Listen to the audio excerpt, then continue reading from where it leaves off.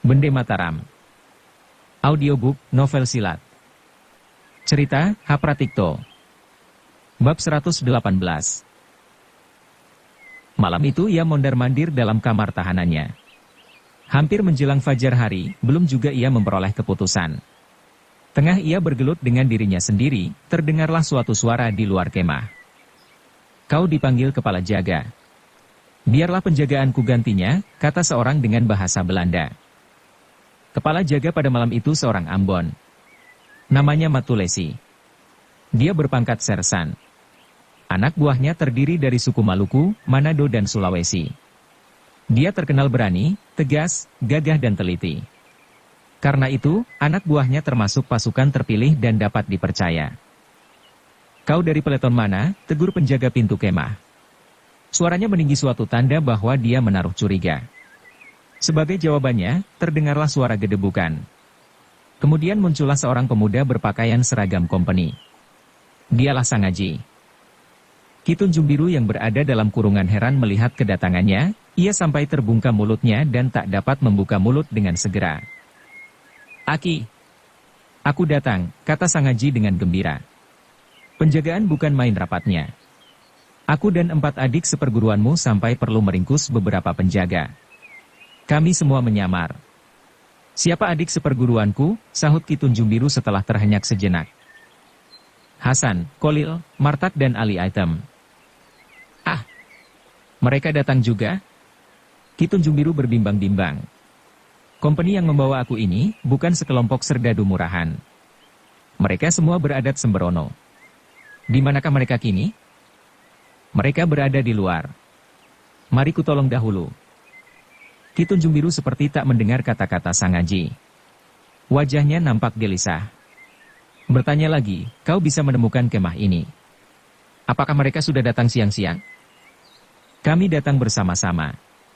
Terpaksa kami membekuk seorang serdadu untuk memperoleh keterangan di mana Aki ditahan. Ki Tunjung Biru tak bergembira mendengar ujar Sangaji. Ia bahkan menghela napas dan meruntuhkan pandangan di kejauhan.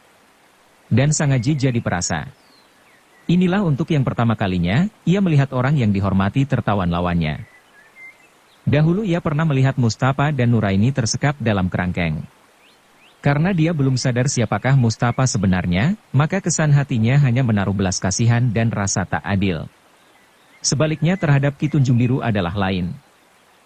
Terhadap orang tua itu, dia berhutang budi. Selain itu diam-diam ia mengagumi sepak terjangnya yang luhur. Orang tua itu sama sekali tak memedulikan kepentingan diri.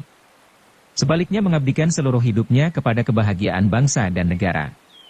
Karena pengabdian itu pula lah, dia kini tertawan tersekap dan terkerangkeng bagaikan binatang. Pemuda itu jadi ikut bersakit hati.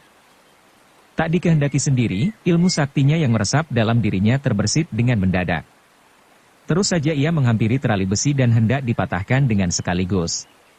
Di luar dugaan, sekonyong-konyong Ki Tunjung Biru berkata menyanggah. Kau mau apa? Meskipun ilmuku kini berada jauh di bawah ilmu saktimu, tetapi apabila ku kehendaki rasanya tak sukar aku mematahkan 2-3 terali besi ini. Mendengar ucapan Ki Tunjung Biru, Sangaji tercengang, ia jadi menebak-nebak. Menegas, apakah ada sesuatu yang kurang beres?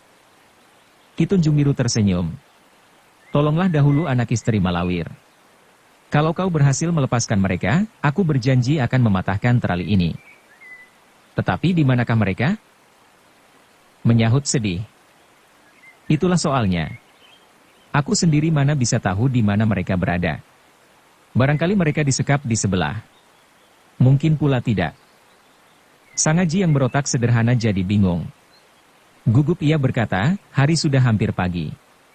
Di manakah aku akan menemukan mereka? Lebih baik Aki keluar dahulu. Lantas kita cari perlahan-lahan. Ki Tunjung Biru tersenyum pahit. Ia merenungi Sangaji. Lalu berkata mengesankan, anakku, sahabatku Malawir telah rela mengorbankan nyawanya demi aku. Anak istrinya kini tertawan dan tersiksa. Yang seorang mati kena sembelih.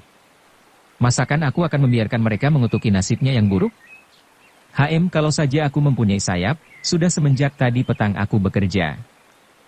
Perkemahan ini tidak melebihi 1 hektar luasnya. Apakah kesulitannya? Kau pernah dibesarkan di tengah tangsi, masakan kau tak bisa mengerti kecerdikan musuh? Mereka bukan goblok. Tahu, kalau anak istri Malawir merupakan tawanan yang berharga, masakan mereka tak menjaganya rapat-rapat? Kalau saja mereka ditawan pada satu tempat, itulah mudah. Tetapi kalau dipisah-pisah, inilah soal lain. Kau akan berhadapan dengan satu batalion serdadu dengan pedang dan senapannya.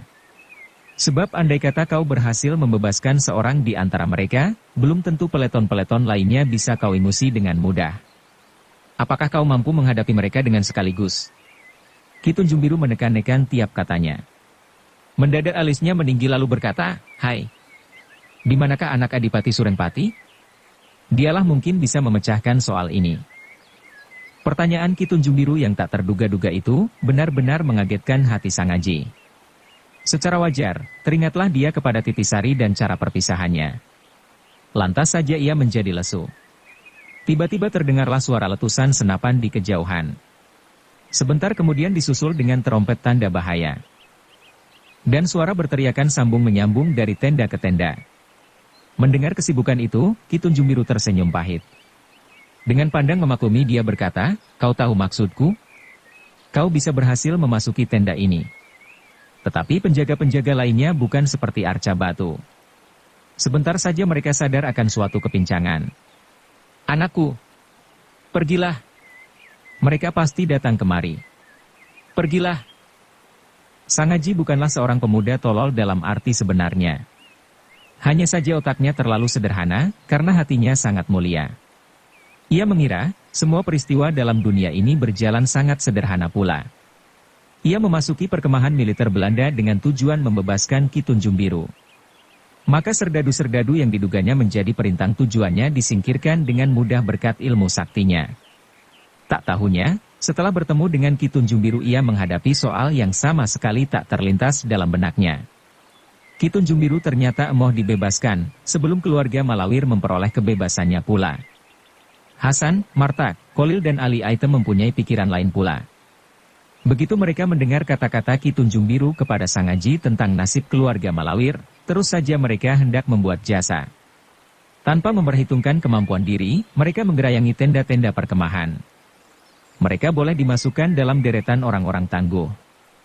Tetapi ketangguhan mereka sama sekali belum bisa dibandingkan dengan ilmu sakti Sang Aji. Untuk menghadapi beberapa serdadu penjaga perkemahan, mereka harus berkelahi keras. Keruan saja sepak terjang mereka lantas saja ketahuan. Seperti diketahui, kepala jaga pada malam hari itu seorang Ambon bernama Matulesi.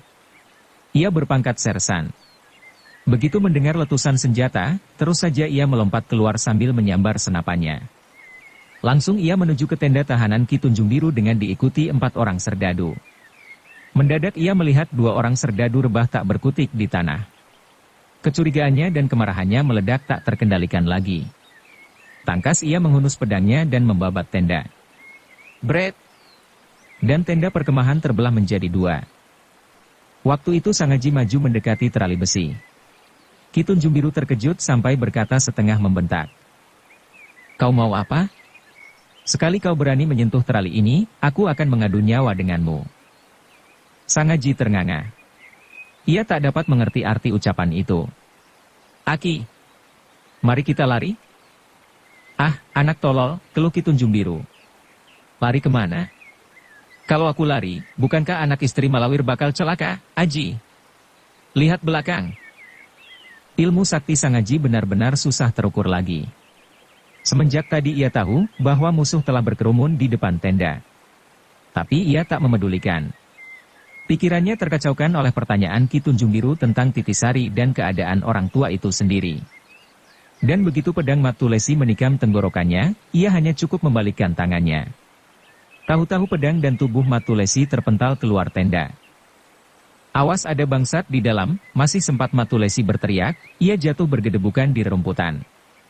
Begitu dia berdiri, ia melihat tenda runtuh berantakan.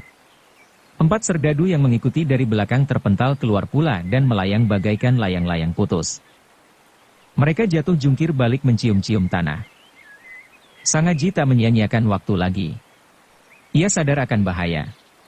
Terus saja ia menjejak tanah dan melesat keluar melalui robekan tenda. Di luar tenda, hari sudah terang tanah. Seluruh perkemahan nampak dengan nyata. Serdadu-serdadu yang disentakkan oleh tanda bahaya, lari berserabutan keluar. Mereka membawa senjatanya masing-masing, tetapi belum menembak karena arah bidikannya belum terang. Hasan, Kholil, Martak dan Ali Aitem terkepung rapat. Melihat keadaan mereka, hati Sang Haji tergetar. Inilah bahaya, pikirnya. Dia sendiri bisa menyelamatkan diri dengan mudah. Tetapi bagaimana mereka? Pada saat itu sadarlah dia, apa sebab Ki Tunjung Biru tak sudi dibebaskan mengingat keselamatan keluarga Malawir. Segera ia bergerak hendak menolong. Mendadak saja ia melihat Matulesi telah mengisi senapannya. Sersan Ambon itu ternyata seorang kosen. Meskipun Sang Haji tadi tak berniat mencelakai, namun sebenarnya tenaga lemparannya cukup mematahkan kaki dan lengan seseorang. Nyatanya Matulesi sama sekali tak terluka. Sadar akan bahaya, Sang Haji terus menubruknya. Tangannya menyambar laras senapan. Inilah suatu tipu yang berbahaya. Sebab sedetik kasep, Matulesi sudah dapat memetik pelatuknya. Dan kalau senapannya sampai meletus, biarpun Sang Haji memiliki ilmu sakti akan tertembus juga dadanya. Sebaliknya Matulesi boleh kosen, tapi menghadapi tenaga sambaran Sang Haji, ia mati kutu. Tenaga jasmaniahnya mendadak saja seperti macet. Tahu-tahu tubuhnya terguncang dan terpental 10-20 meter. Senapannya patah berantakan. Saat yang baik itu dipergunakan Sang Haji untuk mengarahkan perhatiannya kembali kepada Hasan dan kawan-kawannya. Sebat luar biasa ia melompat dan menghantam pagar serdadu yang mengurung mereka. Akibatnya bukan main. Bagaikan angin puyuh, tenaga Sang Haji menyibakkan mereka dengan sekaligus. Lari, teriak Sang Haji setengah memerintah. Hasan dan kawan-kawannya kena pengaruh guncangan tenaga Sang Haji pula. Tapi begitu mendengar teriak Sang Haji, mereka seperti tersadar. Terus saja mereka memutar tubuh. Cepat! Biarlah aku melepaskan kuda-kuda mereka, kata Sang Haji lagi. Pemuda itu mendadak teringat akan cerita pengalaman gurunya Wirapati dan Jaga Saradenta tatkala mereka menyerbu perkemahan militer di Jatibarang. Dahulu, perhatian kompeni bisa dialihkan kepada hingar-bingar kuda-kuda yang lari berebutan karena kena serangan. Demikian pula lah kali ini. Sang Haji yang memiliki ilmu sakti warisan Bende Mataram kala itu melontarkan tenaga pukulan. Seketika itu juga, serdadu-serdadu yang kena tenaga pukulan merasa diri tertindih suatu hawa bergulungan ribuan kati beratnya. Mereka terguncang mundur atau terpaku di tempatnya tanpa bisa berkutik. Dan pada saat itu, Sang Haji melesat ke kandang kuda dan melepaskan kuda-kuda mereka. Kekacauan segera terjadi dengan cepat. Di seberang sana, sekelompok serdadu mulai melepaskan tembakan sambil membunyikan trompet tanda bahaya. Betapapun juga, Sang Haji menjadi sibuk, ia tak takut pada macam serangan mereka. Namun peluru-peluru mereka adalah lain. Maka di dalam keriuhan letupan senapan, dengan sebat ia melarikan diri tanpa arah tertentu. Serdadu-serdadu yang sebentar terbebas dari tekanan tenaga sakti, mulai mengejar dan menembakkan senapannya. Dari tenda ke tenda muncullah laras-laras senapan yang kini telah memperoleh arah bidikan. Syukur, Sang Haji tak menjadi gugup. Dalam kerepotannya, mendadak timbullah akalnya. Ia kini menyerang tenda-tenda perkemahan. Seketika itu juga, tenda seperti teraduk. Seperti layar perahu kena badai, tenda-tenda perkemahan terjebol dan kabur bergulungan menutupi penglihatan para serdadu. Mereka tertahan untuk sementara. Tapi yang lain bisa bergerak dengan leluasa. Inilah bahaya, pikir Sang Haji. Pemuda itu akhirnya bergelisah juga. Sekonyong-konyong ia melihat sebuah tenda yang terpencil. Tenda itu berada di lereng gundukan. Keadaannya sunyi lengang. Tak terjaga dan rapi. Diam-diam Sang Haji heran. Apakah ini tenda komandan? Sang Haji menebak-nebak. Bagus. Sekiranya yang berada dalam tenda itu komandan mereka, bukankah bisa kubuat sandera? Mempeleh pikiran demikian, terus saja ia melesat dengan sebat. Dan bagaikan seekor burung elang, ia menyusup ke dalam tenda. Begitu mendarat, hampir saja ia bertubrukan dengan seorang gadis yang belum rapih pakaiannya. Keruan ia kaget sampai mundur selangkah. Sudah kuduga. Kalau bukan engkau, siapa yang mampu membuat kegaduhan ini, kata gadis itu dengan lembut. Dan dialah Sony the Hawk. Untuk sedetik dua detik Sang Haji tertegun, ia seperti kehilangan dirinya. Baiklah. Aku sudah berada di sini. Kalau kau mau menangkap, tangkaplah. Akhirnya ia berkata seperti menyerah. HM. Dengus Sonny. Lekaslah kau ganti pakaian. Setelah berkata demikian, Sonny memutar tubuh sambil tersenyum manis. Dan sebelum Sangaji bisa menebak maksudnya, ia telah melemparkan seperangkat pakaian preman. Itulah pakaianku sendiri yang sering kukenakan dalam perjalanan. Kukira cukup untukmu, katanya lagi. Tunggulah aku. Biar kutemui mereka. Segera terdengar suara berisik di luar tenda. Itulah seorang perwira yang mendatangi tenda Sonny dengan beberapa serdadu. Sonny, apakah engkau melihat seorang yang mengenakan pakaian seragam? Tanya perwira itu dengan bahasa Belanda. Aku hanya mendengar orang berlari lewat di seberang, jawab Sonny de Hoop. Langkahnya terdengar sangat cepat, sehingga tatkala aku melongok keluar tiada lagi nampak bayangannya. Apakah dia yang membuat kegaduhan ini? Ya. Kemana arahnya? Perwira itu menegas. Ke sana. Dengan berteriak panjang ia memberi aba-aba. Mari. Tangkap kuda dan cari. Mereka lantas saja berlari-lari menjejak arah kiblat yang ditunjukkan Sonny. Sebentar saja suara mereka lenyap. Dan kesunyian dalam tenda terjadi lagi. Sangaji dapat menguasai diri. Dengan berindap ia mengintip dari celah tenda. Begitu melihat mereka kena dikecohkan Sonny, cepat ia memeriksa pakaian preman yang diberikan. Pakaian itu ternyata pakaian pria. Hanya saja potongannya model wanita. Percaya bahwa Sonny bermaksud hendak melindungi, tanpa ragu-ragu ia mengenakannya. Mendadak ia mencium keringat pemiliknya. Tak dikehendaki sendiri, hatinya tergetar, ia jadi ragu-ragu. Pikirnya dalam hati, selama bergaul dengan Titi Sari, belum pernah aku mengenakan pakaian samarannya. Masakan aku kini harus mengenakan pakaian Sonny? Menimbang bahwa ia harus bisa lolos dari kepungan company, segera ia menanggalkan pakaiannya sendiri. Kemudian dengan cepat ia mengenakan pakaian pemberian Sonny. Apakah engkau sudah berganti pakaian? Sonny minta keterangan dari luar tenda. Ya, sahut Sangaji gugup. Aku boleh masuk? Sebentar lagi. Kau bilang sudah berganti pakaian, masakan aku tak boleh masuk? Terdengar Sonny berkata dengan setengah tertawa. Potongan celanamu agak sesak untukku. Ah, yang benar saja. Sonny tak percaya. Masuklah. Kau boleh memeriksa sendiri.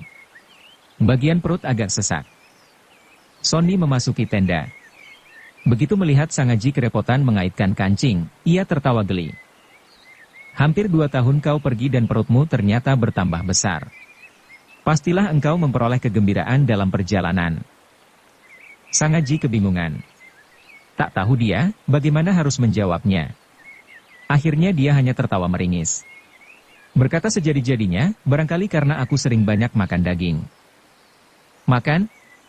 Mana bisa makan begitu memegang peranan penting dalam hidupmu? Kukira karena engkau telah menemukan mustika hatimu. Bukankah begitu? Hati Sangaji tercekat. Diam-diam ia mengeluh.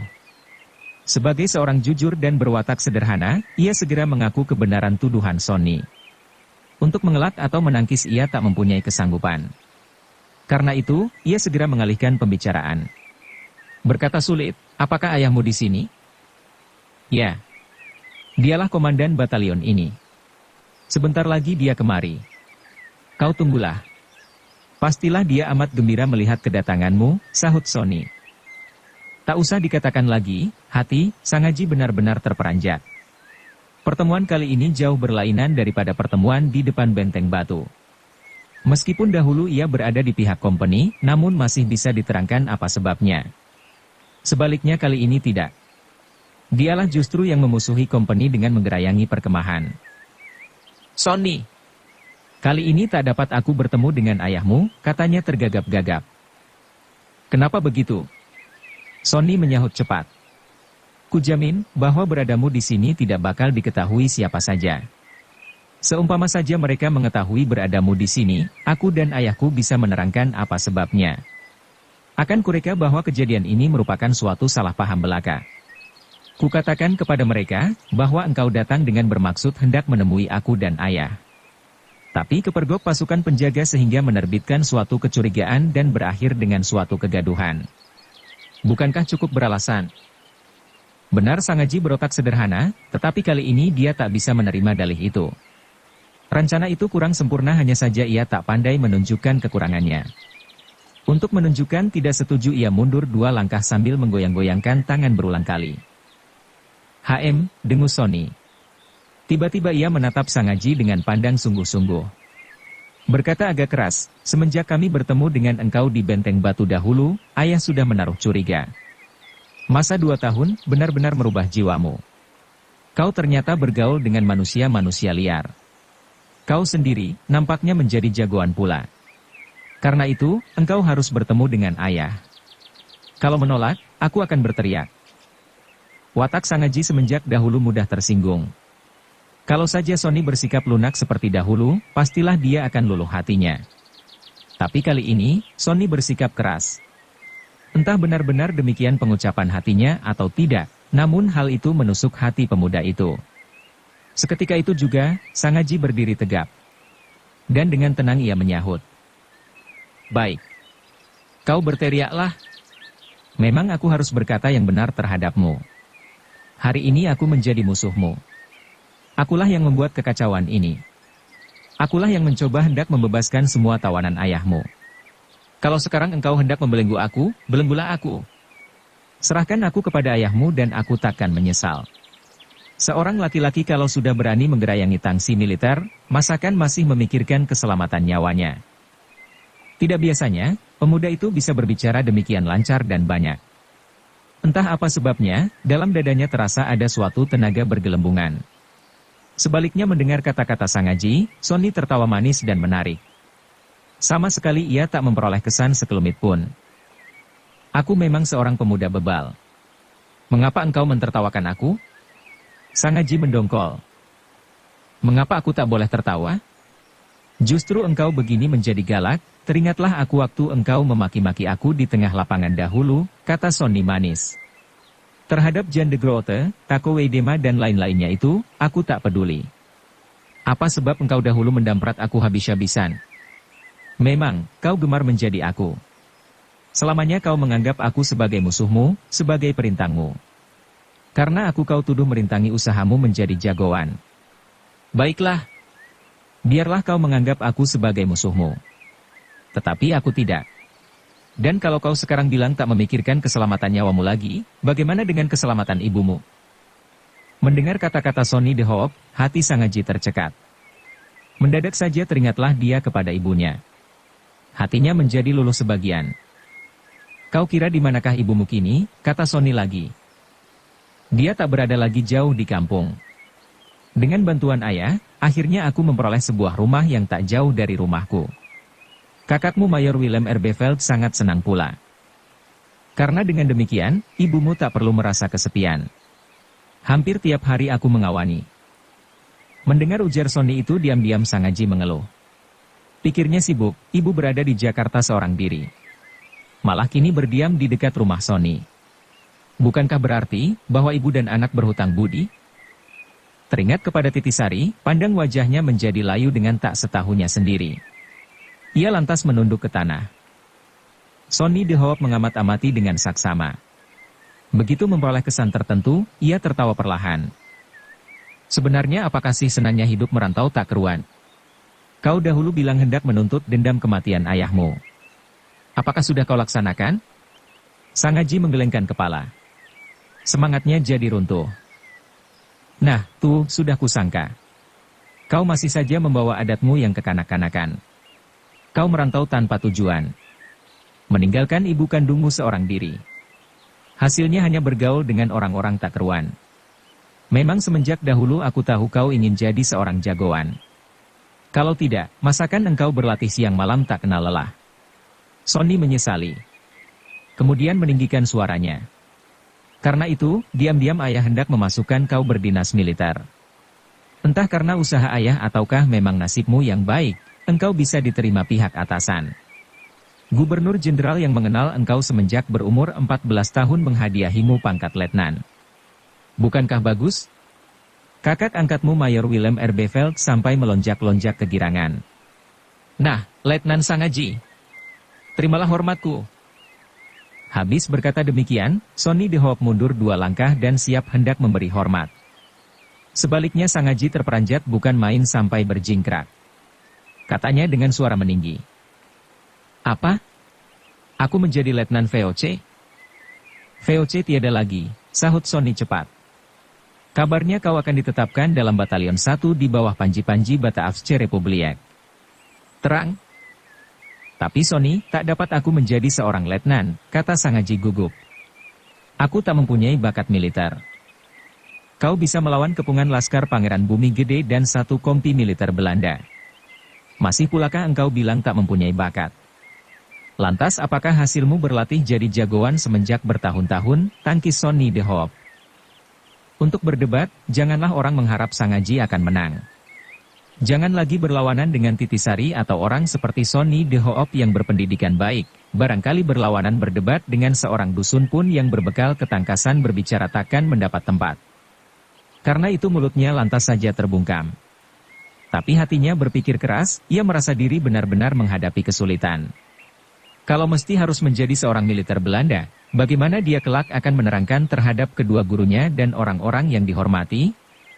Teringat betapa gagak serta seorang pejuang gigih dan kakek gurunya bekas seorang pejuang pula, hatinya mengeluh. Terlebih-lebih tatkala ia membayangkan tokoh Titisari yang selalu berada dekat dalam hatinya. Kau selamanya beragu dalam mengambil tiap keputusan, kata Sonny de Hoop dengan tertawa manis. Mandilah dahulu, agar otakmu menjadi jernih. Sonny kemudian memberi isyarat mata. Di belakang ruang duduk ternyata terdapat sekatan ruang untuk kamar mandi. Sebenarnya tidaklah kena disebutkan sebagai kamar mandi, karena isinya hanya 2-3 tong air. Hanya saja ruangnya tertutup rapat sehingga merupakan sebuah kamar mandi benar-benar yang berada dalam sebuah kamar tidur. Kau berdiam diri, itulah suatu tanda bahwa hatimu bergembira dengan diam-diam, kata Sonny lagi. Betapa hatiku takkan ikut senang. Menurut ayah dan kakak angkatmu dalam beberapa tahun saja kau bakal bisa mencapai pangkat mayor. Karena bakatmu baik. Kecakapanmu melebihi orang pula. Nah, mandilah dahulu. Kalau sudah, masih ingin aku berbicara lagi denganmu. Sangaji mencoba mengasah otaknya. Timbullah keputusannya hendak melarikan diri. Tapi manakala teringat kepada ibunya, akalnya selalu saja menumbuk suatu kegagalan. Makin dipikirkan, keadaan hatinya makin menjadi gelisah. Dalam pada itu, matahari mulai merangkak-rangkak di ufuk timur. Trompet tanda apel terdengar melengking menusuk telinga. Di antara suara berisik dan derapnya sepatu, terdengarlah suara langkah menghampiri tenda. Hati Sangaji tercekat. Cepat ia menyelinap ke dalam ruang kamar mandi seraya membawa pakaian seragamnya. Tak usahlah kau berkecil hati. Aku takkan mengabarkan beradamu di sini kepada ayah. Asal saja kau selalu bersikap manis terhadapku dan jangan sampai menerbitkan suatu suara, ujar Sonny de Hoop tenang-tenang. Jantung Sangaji memukul keras dan secara wajar ia memasang kuping. Dan tak lama kemudian terdengarlah suara derap kaki memasuki tenda. Dialah Mayor de Hoop komandan batalion yang sedang berkemah di perbatasan Cirebon. Ayah, Sonny menyambut dengan manis. Kabarnya ayah akan segera berangkat ke Jakarta. Benarkah itu? Ya, jawab Mayor de Hoop singkat. Ia nampak tak bergembira. Sambil mengempaskan diri di atas kursi, ia berkata, perjalanan kita kali ini nampaknya sia-sia belaka, 2 kali aku diutus menyelesaikan suatu tugas. Tapi dua-duanya berhenti di tengah jalan. Yang pertama urusan pemberontakan kerajaan Yogyakarta. Siapa mengira mendadak pemerintah berubah haluan. Dan yang kedua perkara pemadaman pemberontakan Sultan Kanoman. Kali ini pun aku diharuskan pulang dahulu ke Jakarta. Agaknya ayahmu tak mempunyai rejeki bisa naik pangkat setingkat lagi. Ah, ayah, potong Sonny dengan tertawa menghibur. Keberanian dan ketangkasan ayah menghadapi semua tugas terkenal di seluruh divisi. Karena itu ayah tak perlu berkecil hati. Ayah masih mempunyai kesempatan besar lagi di kemudian hari. Dengus Mayor de Hoop. Siapa bilang aku terkenal tangkas? Kalau benar demikian, masakan perkemahan sampai kena digerayangi penjahat. Mendengar ujar Mayor de Hoop, Sangaji menahan napas. Dalam suatu peperangan kejadian demikian sudahlah lumrah. Karena itu, tidaklah selayaknya ayah berpikir demikian. Ayah seorang militer yang gagah perkasa. Itulah terang sekali. Tiada seorang pun yang bakal membantah. Mayor De Hoop tertawa. Tertawa kosong. Kau benar, anakku, katanya. Kemudian mengalihkan pembicaraan. Sekarang aku hendak membicarakan suatu hal yang pasti akan membuatmu bergembira. Sang Haji berada tak jauh dari perkemahan kita.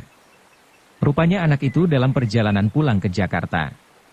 Kaget Sony mendengar perkataan Mayor De Hoop. Sang Haji berada di dekat perkemahan? Apakah maksud ayah? Tungkas Sony dengan suara meninggi. Meskipun belum terang, tetapi salah seorang temannya yang kena tangkap menyebut namanya. Mayor De Hoop seperti tak mengindahkan ucapan puterinya. Entah apa maksudnya ia menyusup kemari. Mungkin pula sangat rindunya hendak bertemu denganmu. Terang sekali, bahwa ucapan ayahnya bermaksud lain. Hati Sony jadi tak enak sendiri. Namun ia cerdik dan cukup tabah. Dengan tenang ia memekik genit. Katanya manja, "Ah, ayah. Kalau benar ingin bertemu denganku, masakan perlu menyelundup segala." Ayahnya tertawa terbahak-bahak sambil menyahut, "Di luaran, bukankah ayahmu terkenal bengis?" Baik, potong Sony cepat. Kalau aku bertemu dengan dia, akan kubisiki bagaimana caranya apabila ingin bertemu denganku. Untuk kesekian kalinya, ayahnya tertawa terbahak-bahak lagi. Berkata, Sang Haji kini ternyata tumbuh menjadi seorang pemuda gagah dan pintar.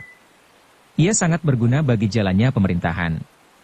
Kalau saja aku bisa bertemu dengan dia, pastilah dia akan kuajak berbicara. Gubernur Jenderal Van Wiesche membutuhkan pembantu-pembantu yang cakap untuk bisa mengerti apa kemauan rakyat Cirebon. Menurutnya pantas gerakan militer seyogianya dipimpin seorang bumiputra yang bisa dipercaya. Dan kelak aku akan mengusulkan anakku Sang Haji. Bukankah bubarnya VOC di Indonesia mengakibatkan suatu pergantian pengurus pula di negeri Belanda, Dewan Pengurus, Bewinde Pers, dibubarkan Heren XV diganti dengan sebuah panitia bernama Comité de Zaken van de Oost-Indische Handel en Besittingen. Dengan demikian, Sang Haji akan lebih berbahagia daripadaku sendiri.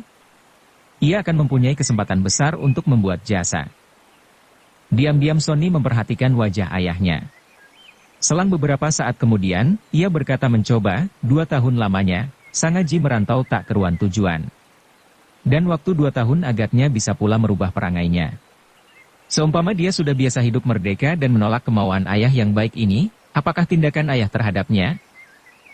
Mayor De Hoop meruntuhkan pandang ke tanah. Menjawab, aku sendiri tetap berada di pihakmu. Sang Haji adalah suamimu dan dengan sendirinya anakku pula. Yang kukhawatirkan hanyalah keputusan Komisi Emer Nederburg dan Derkhogendorp. Kalau mereka mempunyai pendapat lain untuk kita tiada pilihan lagi, anakku. Seumpama Komisi 7 orang memerintahkan menangkap Sang Haji, aku pun tak bisa berbuat lain. Itulah kejam, potong Sony dengan suara agak gemetaran. Mayor De Hoop mengangkat pundak seraya menatap putrinya. Hidup ini kadangkala sangat kejam. Dan tiap orang berhak mempertahankan macam kebahagiaannya sendiri. Karena itu tak jarang sejarah mencatat suatu kejadian yang tak ketemu nalar. Pernahkah engkau mendengar seorang tua makan anaknya sendiri? Semuanya itu terjadi manakala seseorang terdorong ke pojok, anakku. Tapi Sang Haji apakah seorang penjahat yang benar-benar harus disingkirkan? Kalau sudah, masih ingin aku berbicara lagi denganmu. Tatkala dia berada di benteng batu dahulu, apakah hanya aku seorang yang melihatnya? Hati Sony mengeluh. Ia masih merasa bersyukur, karena tak segera memberitahukan beradanya Sang Haji dalam tendanya. Dalam pada itu ayahnya berkata lagi, karena itu, satu-satunya jalan apabila dia pulang ke Jakarta, harus cepat-cepat kuambil menantu. Bukankah itu kabar menggirangkan bagimu? Dan begitu dia masuk menjadi keluarga kita, maka pada semenjak saat itu dia berada di bawah pengawasan langsung Komisi 7 orang. Sony menundukkan muka. Hatinya girang bukan kepalang mendengar rencana ayahnya. Hanya saja, anak itu mengacau di sini, Mayor De Hoop menghela napas. Siapa? Sang Haji. Mudah-mudahan bukan. Mayor De Hoop meruntuhkan pandang ke meja. Tangannya meraih cangkir hendak dituangi air teh. Tiba-tiba tenda tergetar lembut. Samar-samar terdengar suara angin menggeser di belakang ruang sekatan. "Siapa yang berada di dalam?" Mayor De Hoop menegur. Kemudian menatap wajah putrinya mencari kesan. "Ayah menegur siapa?" Sonny berkata. "Idih. Ayah menyangka aku menyembunyikan Sang Aji di sini? Benar-benar ayah kena pengaruh laporan penjahat yang menyebut namanya." Kecerdikan Sonny De Hoop tak bisa melawan Titisari.